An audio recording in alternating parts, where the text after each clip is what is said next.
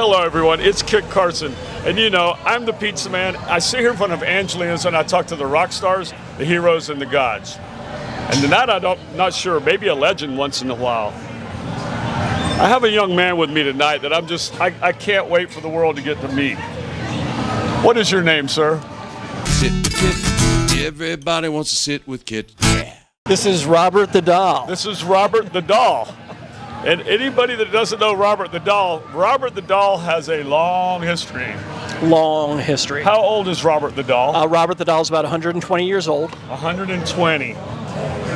Briefly, Robert the Doll came from? Robert the Doll came from Germany. From Germany. He was given to a Key West boy. The boy became obsessed with the doll, gave it his own name, dressed it in his own clothes, blamed it for everything he did wrong. Yep. And the phrase around town became, I didn't do it, Robert did it. Robert did it. And then people saw the doll moving on its own. The guy had it until he died in 1974. And then a lot of people started experiencing the doll. Today he's in a museum, 40 Martello Museum, and people believe that there's a curse attached to the doll. And why do they think there's a curse attached to it? Well, a doll being alive freaks a lot of people out. Yeah. So just by its nature, people are going to be creeped out. There are a lot of legends that have sprung up through the years. You know, when I started researching the doll, when I started taking care of the spirits inside the doll, that was like 28 years ago, and he was more known as the Enchanted Doll. But, legends they just grow. He messed with cameras, and that became, you better ask for his permission or he's going to curse you. People say he's the inspiration for Chucky.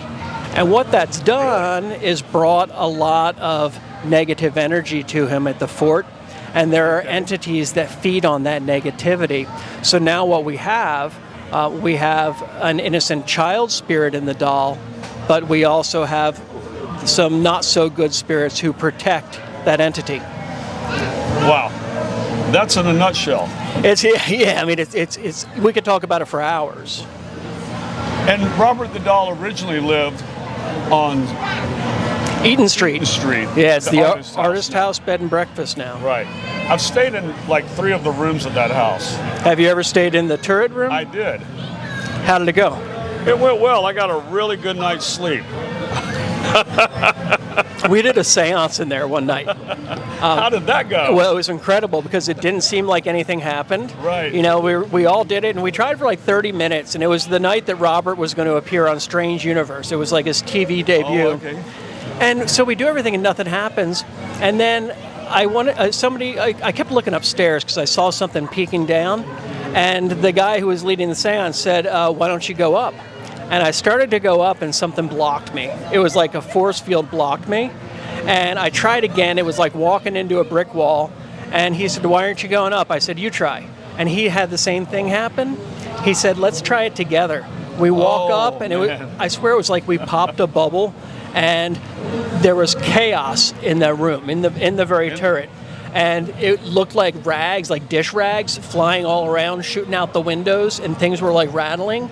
And all I can say is it was very surreal. It was like a dream state, and it was chaos. What they think happened is that like a bubble had opened up like a waiting room for the spirits. Okay. And none of them came down during the seance, but they were all up there waiting. They were waiting on your ass. Yeah, so. Yeah, they wanted you. Wow. All right, so that's Robert the Doll. Yeah, so this one's actually one of Robert's friends. We invited the spirit of Robert the Doll into this one. I call her Abby. Abby. That's who we believe that the spirit inside Robert, the child spirit, is the daughter of Emmeline Abbott, who died. Because there is voodoo tied into the doll. There's a curse, and we've traced it back to Emmeline Abbott, who was the angry nanny. The nanny. Yeah, so we call the daughter died young, so we don't know her name. So we call her Abby because she was an abbot. Wow. Incredible. Okay, so your name is David Sloan. Sloan. Yep. And now, how did you get into this paranormal world? I used to manage cruise ships. You used to manage cruise ships. And I saw a ghost tour in Scotland, and I was blown away. I've always been into ghosts. And I was looking at it, and people were making, they had 30, 40 people on a tour, and they were doing several tours a night. Right. And I said, wow, people are making a living telling ghost stories. That's what I want to do. So I quit my corporate job, and I moved to Key West and slept on my friend's kitchen floor and started researching the ghosts. There were only like 3 ghost tours in the United States at the time. Yeah, there wasn't many. No, and you were here back then. Nobody was talking about the ghosts. We were seeing things and we were talking about things and like Shadow Man. Mm-hmm. You know Shadow Man? I'm not sure. I don't think I do. Shadow Man off of Rose Lane. Okay. And we'd see some things around, and you know, there again, it's just local fodder for the legend. You know, people would think they saw it, and we would talk about it. But no one ever put together a tour until you came here. Yeah, and you know, I went around. I researched for 10 days. I went to the library and found nothing. I started going to different bars. I actually came into this bar, and I remember tipping the bartender like $20 and saying, "So, is this the haunted bar?" Yeah. And they're like, "No." And I said, "Oh, which one is?" They said, "I don't know. I don't know if any ghosts." So I was getting ready to leave town, and I got lost, and I'm flustered, and somebody, and you know, I'm leaving town. I don't know where I'm going to go or what I'm going to do with my life, and this person appeared in the passenger seat of my car and said, "Go back to the library." And I turned to them, I go, "I don't know where the effing library is." And I look up and there was a sign that said library parking only. So I pulled in, and all I remember about them was like their sleeve was like tweed. And so I go in, and this time Tom Hambright, our historian, was there. And he hadn't been there the previous times that I visited. And I asked him, he said, "Can I help you?" I said, "Yeah, I'm looking for a book on the ghosts of Key West." And he said, "There are none." And I said, "Thank you," and I started to leave. And he goes, "Wait a minute. No books, but we got ghosts." And he goes back into that walk-in vault that protects all the documents from hurricanes. Wow. And he walked back out with a folder about 3 inches thick, full of newspaper clippings from the past 50 years with all the hauntings. And it changed my life. So Tom was the one that was a linchpin for... Absolutely. I mean, he changed the course of my life. And Tom's not with us anymore. No, he passed away in the last year. Super, super interesting old man. Yeah, I mean, He was a historian. a lot of stories died with him. Yeah, unfortunately. Yeah. You know. Okay, so at that point you knew you had something. Yeah. Now I'm jumping all around here, but is that when you decided to write a book? No, I started the book a while later. You know, my first stop was the Artist House because I heard that Ann Otto haunted it. Okay. And when I got there, the owner, Daryl Meyer, he said, "Oh, you're here to talk about Robert?" And I'm like, "No." And he starts telling me about a haunted doll, and I thought, "Oh, this guy's crazy." Wow. But then the phone flew off the hook. A bookcase opened on its own. We go up to the attic, and it still had Robert's furniture. And then I thought I was going to be sick if I didn't get out of there. I asked him, I'm like, "Where's this doll?" He said, "At the 40s Martello, but they don't display it. It's in a back room covered with a sheet." I got them to bring the doll out. I saw the doll come alive. And freaked me out. And I tell you, and that set me on the course where I said, I'm going to find out what's making this doll tick. And I was able to trace a lot of the legends back to facts. I uncovered a treasure trove of Otto documents in that same walk-in vault that nobody knew were there. Wow. So that was incredible. And then, you know, people were asking about the ghost, and I'd take them on the tour, and they'd say, "Are there any books?" And I said, "Well, no." But I knew more about them than anybody else, so I started writing. I wrote Ghosts of Key West. It sold 5,000 copies the first year. Key West. And then Chris Schultz and I teamed up and did Quit Your Job and moved to Key West. Yeah, there you go. And here we are, 28 years later, and I've got, I think, 25 or 30 books. So, again, not things that I set out to do. It's almost like Key West smiled upon me, or I'm here for a reason. One of the weirdest things, just about 5 years ago, when the Fort invited me to start doing tours with Robert the Doll, Right. I started digging in Civil War history. Found out that my great-great-great-grandfather, Oh, no way. the first David L. Sloan, he was with the Pennsylvania 47th Volunteers in the Civil War. They were in charge of Key West. Wow. They helped build 40 Martello, where Robert the Doll is. That's pretty crazy. And just a couple weeks ago, it clicked on me. I saw a picture of him, and I was looking at the suit he's wearing, and I say, "Oh my God, that's the sleeve of the guy I saw in the car." That was the sleeve of the... So, Oh, shit. So I don't understand how it works, but there's too many things. They're not coincidences. It's something predestined, and it freaks me out. Yeah, I can see why. But it's that Key West magic. You know, Key West is a lot like that. I mean, it either smiles on you or it doesn't. Yep. And I think it smiles on most of us in a simpler way. And with people like you seem to have fallen into a vein that just opens up and created a whole lifestyle. Yeah. Yeah, and you're right. It really does smile on most people, and that's like Robert the Doll too. A lot of people are afraid to come to the parade because they think, well, no, with all these people photographing Robert, are we going to be okay? And the great news is, I mean, Robert likes having his photo taken. It's a man-made legend that you have to ask permission. Okay. And if you think that you've got the child spirit in there, what kid doesn't love a parade? Ponies, puppies, parades. Yeah. So this is going to be great, and we've got a parade portal. The parade portal is going to transport everybody on the island back to the 1990s. Go back to 1990. It's going to take everybody back. It's Robert the Doll's inception. This is just 1996 was the year that we met and that I got him out on display. Wow. So, there are people saying that there's a curse and that we've both been dead since the late 1800s and that I'm going to try to reanimate us. I want to let everybody know that's absolute nonsense. The portal is not a spirit portal. I don't have an army of dead dolls. No? We're going to go back to the 90s. Go back to the 90s. You just have to look directly at the portal when you see it at the front of the parade. Okay. Wow. Man, I thought I had some questions to ask you, but I'm kind of speechless. It's just crazy at how this doll has taken over your life. Yeah. And I'll tell you another weird thing. Okay, so I consider there's 4 doll tenders he's had in his life. The first would be Margaret Stife, who built the doll. Okay. The second would be Gene Otto, who had the doll from 1904 to 1974 when he died. Wow. After that, Myrtle Reuter. She bought the house from the Ottos, and she had him from 1974 until 1994. And that's when she donated him to the museum. So she had him about 20 years.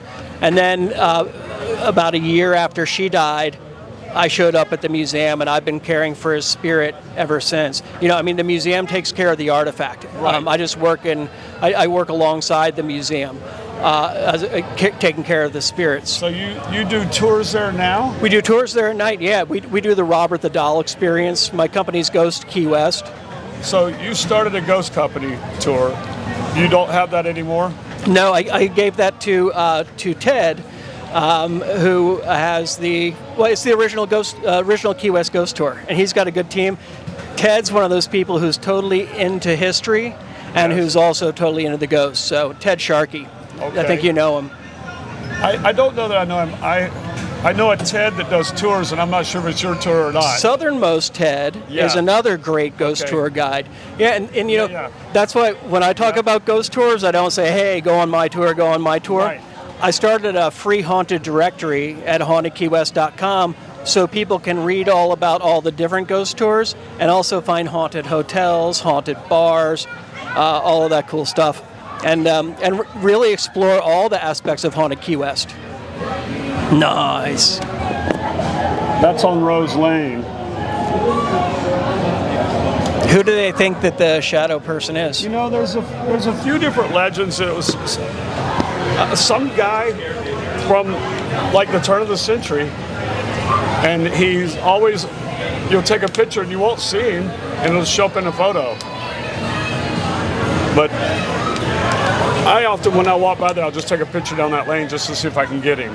Yeah. But you'll see the courthouse or the old post office in the background, and then sometimes he'll just suddenly appear in the picture, which I don't know, but that's another one you've got to figure that one out. Yeah, because I know a lot about the Casa Antigua. Back when it was the Trevmore Hotel and Hemingway stayed there. Right.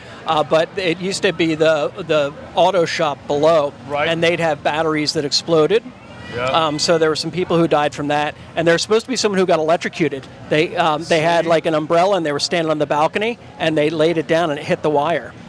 Really? Tom Oosterhout used to have skeleton or a mummy in there. He had like a colorful commish? Yeah, he had a coffee table made out of a mummy that had some real. So he had some real human stuff in there too. I guess it's his niece that lives there now. Yeah. You know, and I've asked her a few times. I'm like, one of these days, I'd love to come in and tour that place. That's a great building. It's an incredible building. You know, I never went when Tom was alive, but when he was there, I know they had the room that Hemingway was supposed to have stayed in. They still had it decorated, kind of old style. Right. But there was this really great bar room. I mean, the place had just so many rooms you could get lost in there. And this one room, I just remember it's like, holy crap! I can't believe this exists in Key West, and it's one of those treasures. And now they've got the cool escape room over there. Yeah. And they have stuff going on with the ghost messing with them. Yeah, I've tried to go to that a couple of times and never made it. I went by today and noticed the door was open. I thought, I've got to come do this tour. Yeah. I've got to do it. Well, it's going to be on my short list of things to do before the year ends. Yeah. I've got to go do it. Yeah.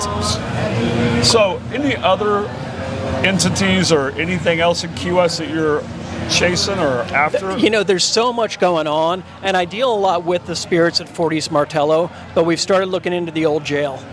The old jail? Yeah, that's the jail I went to in '88. But over here on Whitehead Street? Yeah. Yeah, me too. I went there a couple times. Maybe we met there before. Maybe. So the original jail there, built back in, I want to say 1892, the hanging grounds were there. So every sanctioned hanging in Key West took place there. Right. Inside, there have been a lot of suicides. There were lynchings. There's a lot of dark stuff that happened there. And I've been researching the spirits there because for a long time, employees there, it was just record storage for a long time. But you'd hear those stories. But now that people have been working on it to turn it into a museum, I'm hearing all types of crazy stuff. So we're trying to figure out who those spirits are. When that opens up, we're supposed to start doing ghost tours there. So I don't know when it's going to happen. It's a county project. Right. They want to make sure everything's done right. So, but when that happens, that's going to be amazing. And then we're also doing stuff at the firehouse, the Haunted Firehouse Museum. The old firehouse? So it's Fire Station number 3. It's the old one on the corner of Grinnell and Virginia. Yeah. And I've been on the board there for maybe 10 years. But Another place I've yet to go since it's been renovated. It's incredible. Just about a year ago, we completely reimagined the place. It's an incredible collection of artifacts that Alex Vega has been collecting through the years, and everybody in town loves him. The museum's named after him now. So a lot of important history ended up there. And now we've added audio tours. The place is super haunted, so we do an audio ghost tour. It's amazing. Bumfardo's ghost is the one that's been really active. Yeah. Bumfardo? Oh yeah. Somebody sat in his chair and felt hands like pressure on his shoulders, pushing him down, like trying to get him out of there. Helmet flew off right by his desk the other day. Wow. We're going to do a Rum with Bum event as part of Fantasy Fest on this Saturday, where if people come by and find Bumfardo, because we've got his original artifacts, we've got a cutout of him. Okay. So if people come and get their picture with Bum, on Saturday? Yeah, from 10 till 2, so they can get, they'll get a free shot of rum. We're going to pour it out of a conch shell and initiate them into the Royal Order of the Conch. So they'll get to hear about Bumfardo. They'll get to drink rum from a conch shell. This Saturday from 10 to 2? 10 till 2, yeah. Oh, my God. Yeah. And there's so much Fantasy Fest stuff. They do so much with nonprofits. Wow. And it was their idea. They said, hey, let's do something at the firehouse. We want to bring people there.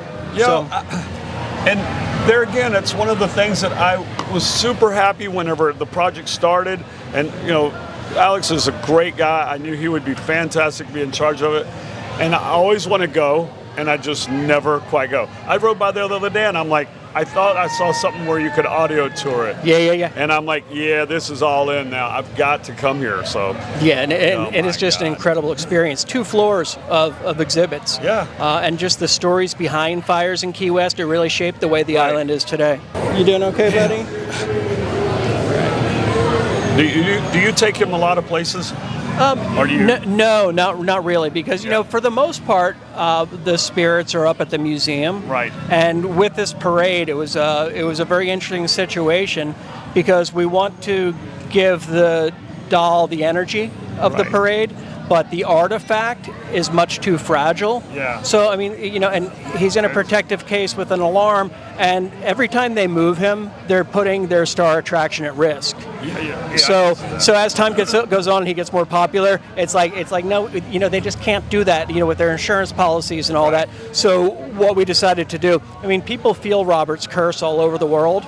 So it's not like the glass case stops the entities from traveling. So I did the invite. I got video of it. It was pretty intense. Oh, yeah? So we invited the spirits, and I do believe that they're going to be in this doll for. As a matter of fact, parade, as a matter of fact, I do believe that they're in here right now. You think so? And you'll know. They're going to give you a sign before you leave tonight. Okay. All right, Robert. You better be cool, not cruel.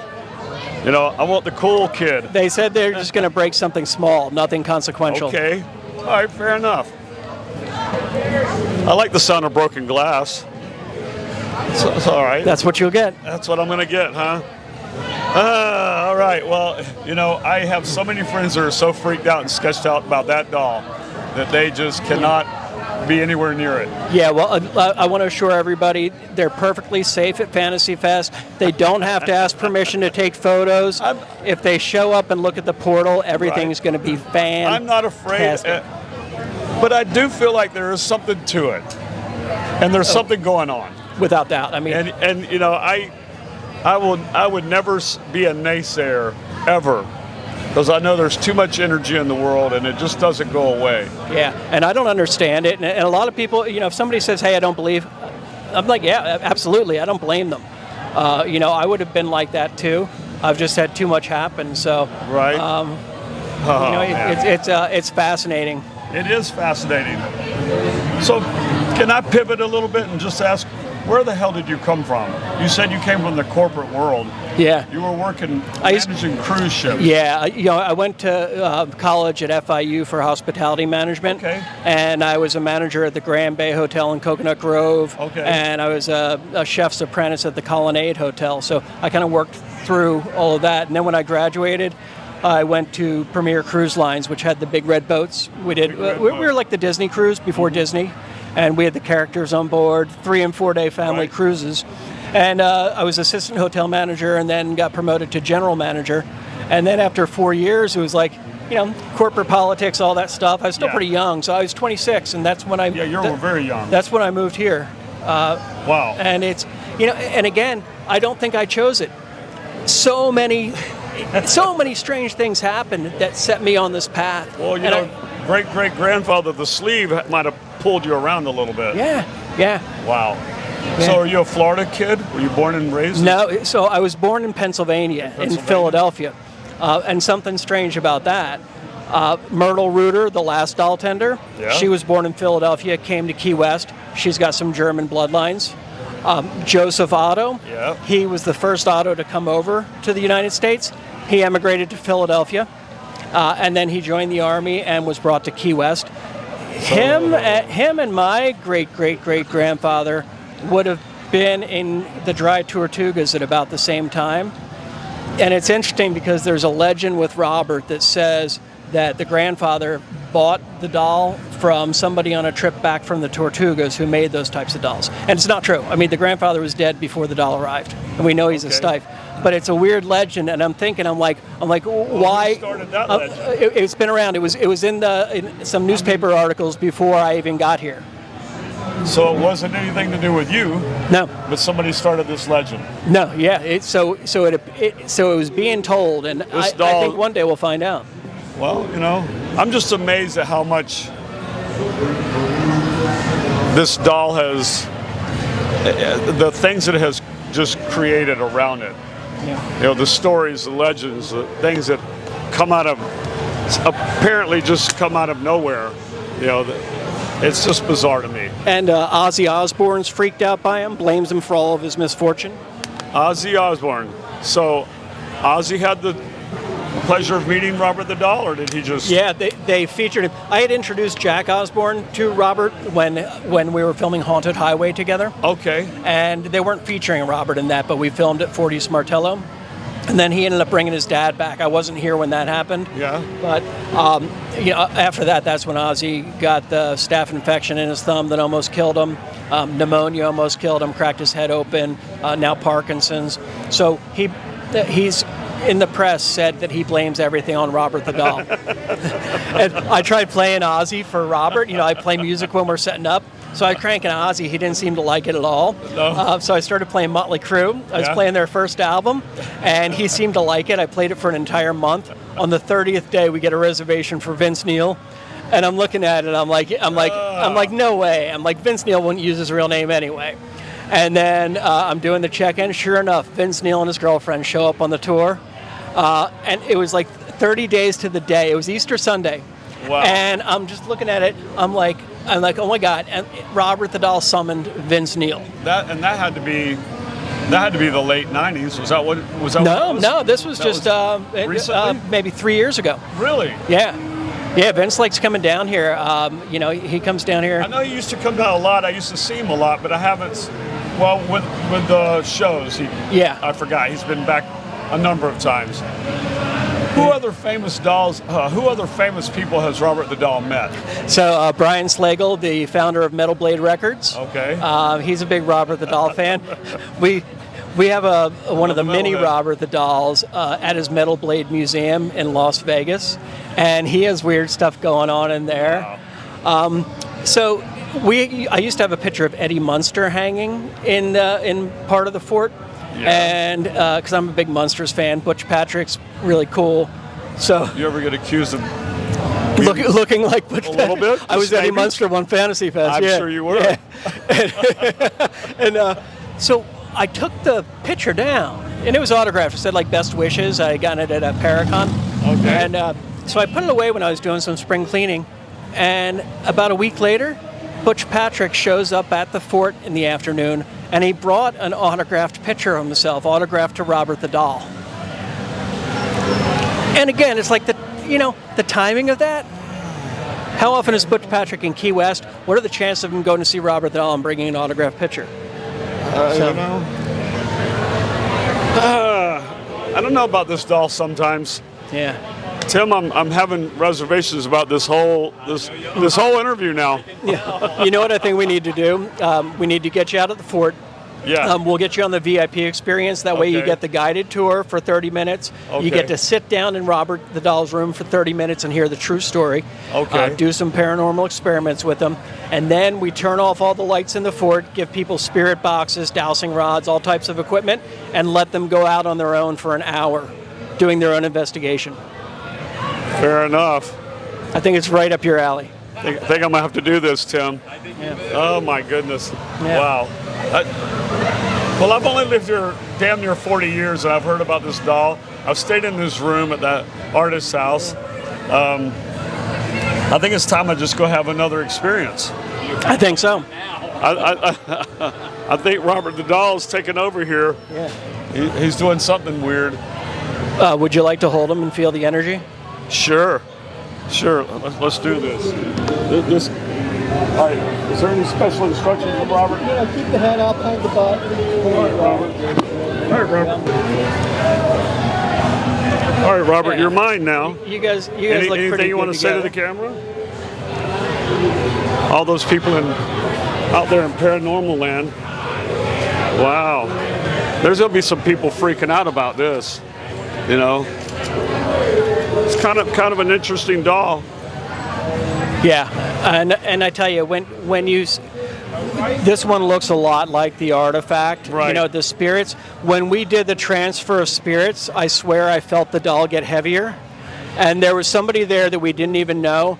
I asked him if he'd like to hold the doll, and he said sure. And as soon as he held it, he became very emotional, and he could feel the presence in the doll as well. Yeah. I was surprised at how heavy he was when I picked him up. Yeah. Interesting fellow there, Robert. Yeah. I think he likes you. You think so? Yeah. I hope so. I hope you like me, Robert.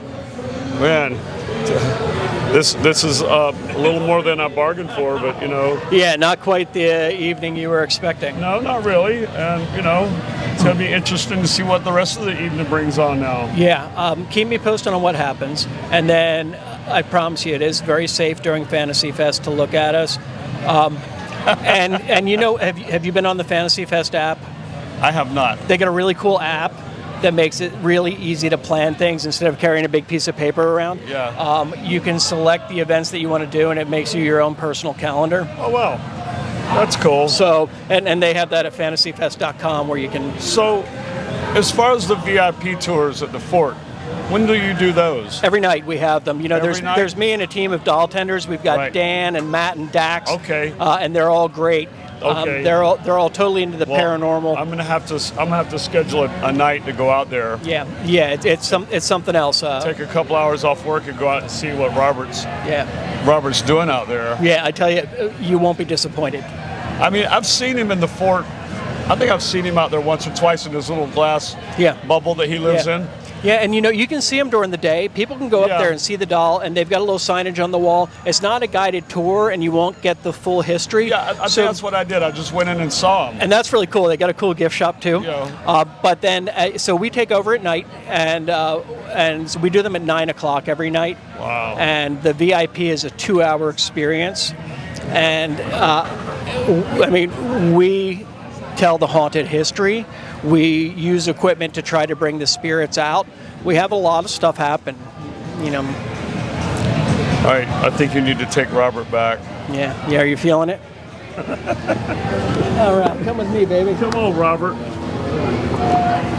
He's kind of heavy and he's kind of warm. It's kind of Heavy? Yeah, it's kind of odd And warm. and warm. Yeah, he is He's warm. not cold. He's warm. Warm? Yeah, he feels warm. And that's really interesting, especially being that it's nice and cool out here. It is cool out here. It's real cool out here. Oh man, the stories he could tell. I wonder just what all Robert would tell us. I tell you, there's some secrets. 120 years worth. I mean, just his beginning of his life with the kid. Yeah, we had a psychic who came down when they filmed the Robert the Doll shock doc. Okay. And they did that for Discovery. Cindy Kaza is her name, and she's a really good psychic. She came in blind. I figure when they send in somebody blind, maybe Sure. they have them read up on the story just to make good TV. She started talking about stuff in the artist house that nobody knew, that nobody would know if they hadn't spent thousands of hours at the library getting to know the Ottos Wow. intimately. And she was so spot on. And then what she said, I had come to the realization that there were multiple entities, and I thought it Right. was the child spirit, and then How did you determine that? because bad stuff started happening to me when I was writing the book. Okay. And I thought the fact that I found out it was the child would be a good thing. And I'm like, Robert, why are you attacking me? Why am I having bad things happen? And then I realized it's multiple entities, and some of them thrive off the negativity, and Sure. didn't want that out there. But so she was reading it, and she goes, there's, you're right. There's the child spirit, and there are others. And she confirmed that the angry nanny was angry because her child had died, and she blamed the doctor father of the boy for Right. not saving him. And she sought out a voodoo practitioner. I don't like him. What the great. She sought out a voodoo practitioner, and it put a put a curse on the doll. Yeah. She says it opened a portal. So Well, that's the basics that I knew. Yeah. Was that the nanny lost her child, the father was a doctor. She blamed him for whatever reason, and that's where things kind of then became: was it cursed or was it not cursed? yeah, and Cindy Kaza said that there's a portal in the doll, so it's not one or two spirits, that it could be hundreds, and Wow. there's this unlimited supply.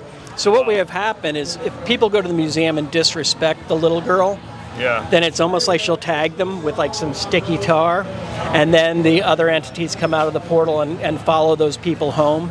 and and they caused the chaos. And the only way to get them to leave is to apologize to the child spirit, and that's by sending a letter. Have you had a lot of people say they've had that experience? Oh yeah. So the museum's received more than 10,000 letters. Really? Yeah, but a lot of kids who go up there, especially children with autism, they Right. pick up on the child spirit, and they're like, "Oh, I love you, Robert. Robert's not mean." Wow. Yeah. Isn't it ironic how different people get different things from it? Yeah. Yeah, it's the adults who go up there and and want to antagonize the doll, stick Right. their tongue out at it, flip it Right. off, and they're the ones who end up having the issues. The bad people come after them. Yeah, yeah. But the kids, And you want to know something wild? Sure. I think that portal might be tied to an old cemetery underneath the artist house. really? If you look at that street, you've got St. Paul's Church Yeah. built on top of their original cemetery. Okay. Then you've got the theater, which used to be the Baptist church. Yeah. I believe they had a cemetery where the Otto home was. Then right across the street, the Old Stone Did Methodist. you ever talk to Tom about that? No, because I only came up with that theory after he passed away. Because Yeah. there were a dozen churches on that street. Yeah, and so I think the Otto home. And here's what's interesting. There was a hospital too. Yeah. The Saints Hotel. that was the Gailey Hospital, and Yeah. then further down there was the DePue Hospital. Right. So Yeah, I never really thought about that, but there was a lot of hospitals and a lot of churches on that yeah, street. yeah. So So it makes sense that there was a cemetery. and I had or talked two. to some family of the Ottos, like nieces and nephews, Right. and they told me that when they were young, that Uncle Gene used to say that their house was built on an old cemetery to scare them. So I went crawling underneath there with Jessica when she was the manager. We Yeah. crawled underneath looking for signs of a cemetery. We found 4 bones, some of them obviously animal. One of them could be like a vertebrae. It's really hard to tell. Right. A raccoon could have taken it under there. Right. But we also found this really cool, intricate piece of stone that looked like it could have been from an old gravestone. So I don't know. Hard to say. But Sure. I think it's a possibility, and that's what I love exploring is the possibilities, because you uncover the history and you find things that have been forgotten. Yeah. I'm just kind of mind blown. Yeah, It's amazing. yeah, That damn doll has taken on such a big part of history of this town. yeah. It's crazy. Wow. Yeah. I'd ask you what you got going on, but I think I know what you got going on. Yeah, You got yeah. a whole lot going on. Fantasy Fest. I sat out Fantasy Fest for a few years, Yeah. and I'm so glad I got back into it because the creativity and the opportunity Right. for locals to show the world what we're Right. all about. Because we live in the fantasy every day. Yeah. We lose sight of it. Yeah, and so refocusing on that has been incredible for me. And you're the Grand Marshal this year. Yeah, I'm the Grand Marshal of the parade, and I'm loving everything about the festival. The people organizing it, amazing. Nadine? People think it's like millions of people, people would expect like a team of 80 people to run Right. this. There's a team of less than 10 people, I I was going think. to say 6 or 7 that I know. Yeah, and they're all such cool people. Wow. Which, it's amazing. They do the Key Lime Festival too.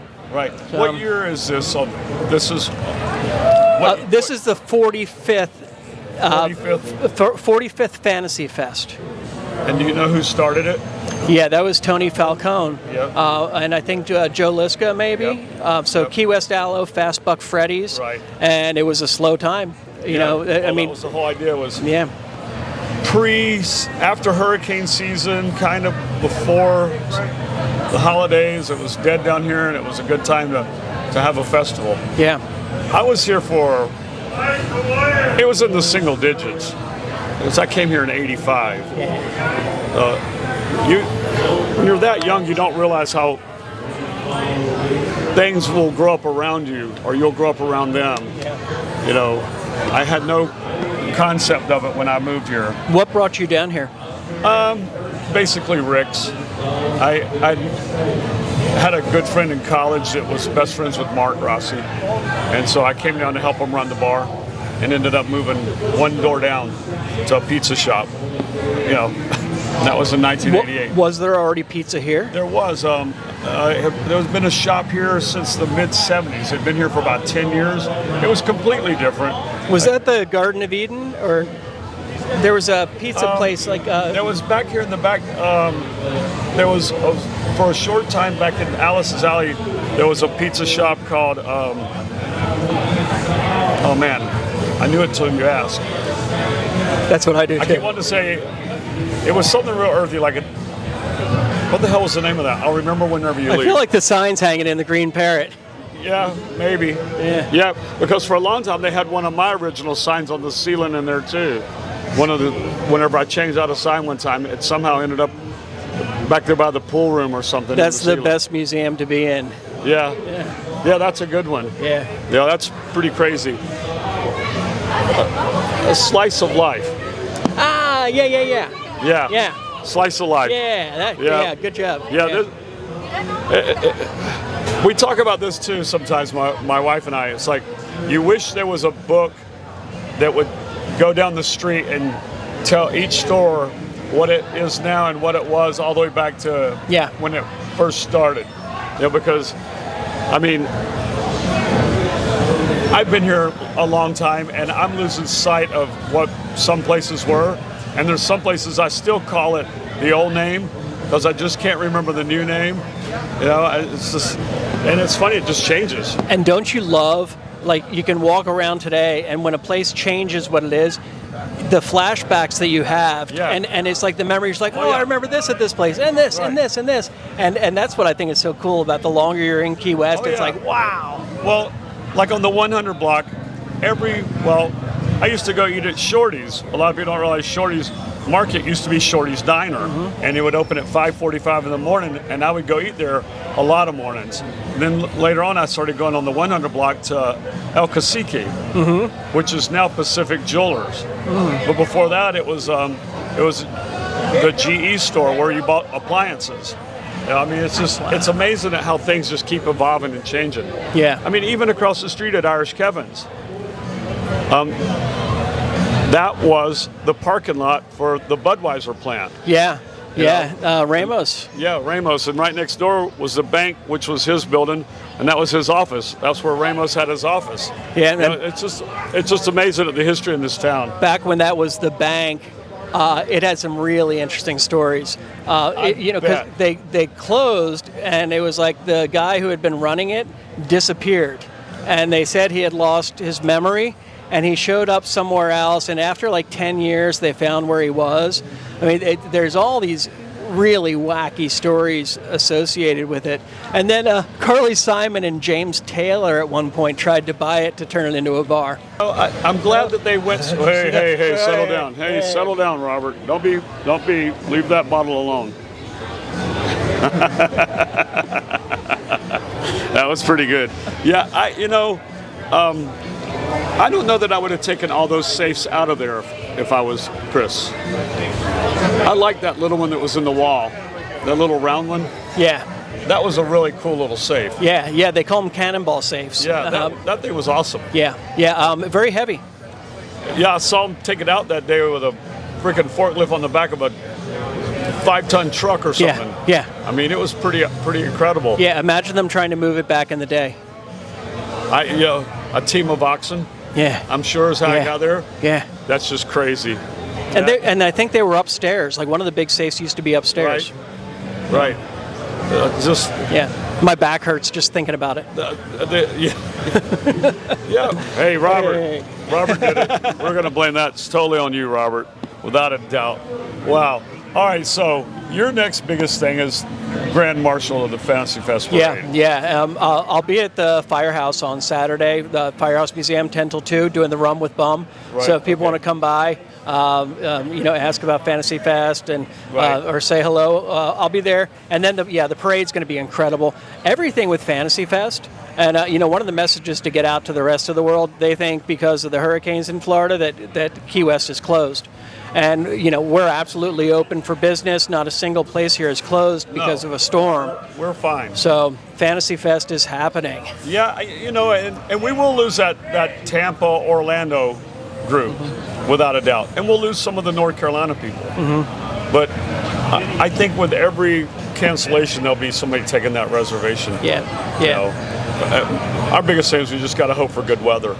yeah. It seems like it's a little messy right now. But No, I've got it on good authority that Wow. everything's going to be Everything's gonna be good, Everything's huh? going to be just perfect. wow, Yeah. that's fantastic. Right.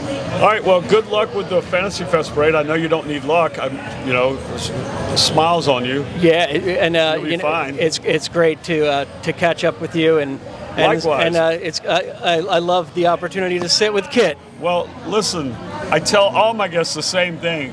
Don't make this a once and done, because you have a whole history that we could talk about. Oh yeah, key lime pie, bumfardo. Yeah. Going to Cuba. I ran into Rossi in Cuba. Yeah. Yeah. I know. So we could go on and on. So we'll save those stories for another day. But while you're here, I've got one last question. You got it. That I'd like to ask you. If you were a pizza, what kind of pizza would you be?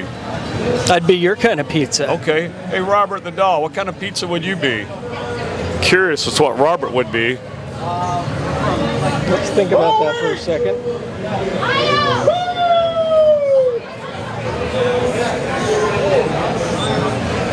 Cheese.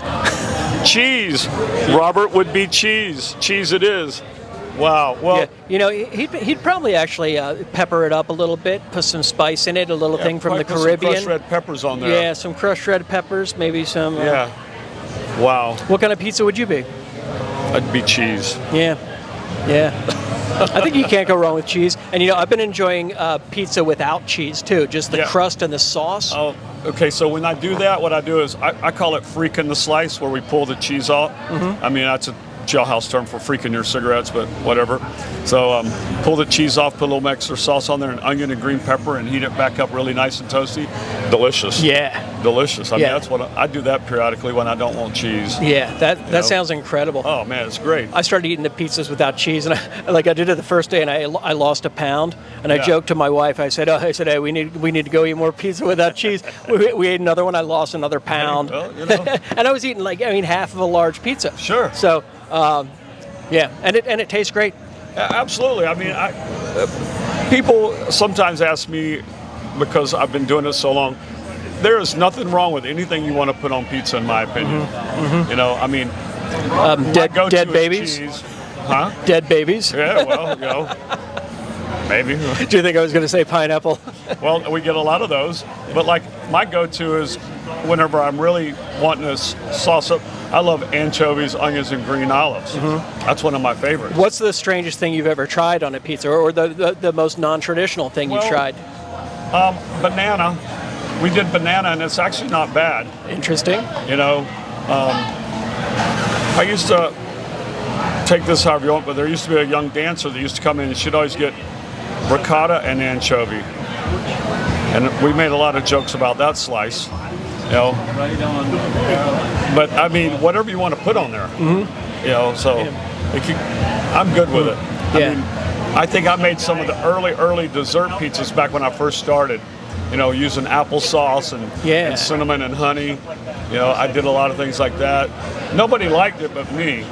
But I didn't really care. I was just making something for me. Well, anyway. and it's great to experiment too, Sure. and figure it out. I like doing that with the key lime pie, and absolutely. trying to make them hot, putting bacon in them, doing things like that. Right. And some of them you taste and you're like, oh, okay, that's a one-time thing. But then you hit on some of them and you're like, wow, that's surprisingly Absolutely. amazing. Yeah.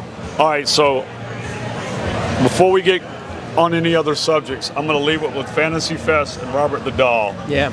and invite you back before Key Lime Pie Festival Great. so we can talk about that. Yeah. Let's do it. Damn. What an incredible tale you have.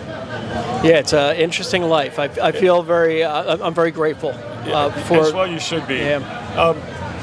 One question I didn't ask you, and I want to get this in before I let you go. How many books do you have out? I know you've got a couple that you've written with other people. Yeah, I've got like 25 or 30, 25 and or 30? there's really about 12 or 13 Are core they books. all on Amazon, or where do you get them All at? on Amazon. Yeah. If people go to phantompress.com, that'll direct them to all the different things that I Okay. do. Or if people go on Instagram, I'm at David L. Sloan. Right. And that way, if they want to follow me on there, they'll keep up with the Right. with the ghosts, the key lime pies, the UFOs. There's just a lot of Incredible. stuff. Yeah. All right. Well, I'd like to thank my guests tonight. I'm almost speechless. Robert, you've been fantastic. David, you've been okay. Thanks so I much. do my best to, to rise above mediocre. Children and animals, it's hard to compete with them.